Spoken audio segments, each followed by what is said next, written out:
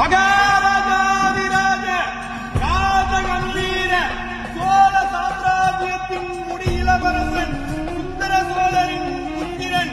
ஆதித்த கரிகாலன் மற்றும் குந்தவை விராட்டியின் சகோதரன் வந்தியத்தேவனின் சிநேகிதன் திருவாரூர் தியாகராஜ பெருமானை வழிபட்டு அபயகுலசேகரன் எனும் பெயர் பெற்றவர் தெற்கே இலங்கை வரை சோழர்கள் நிலையாக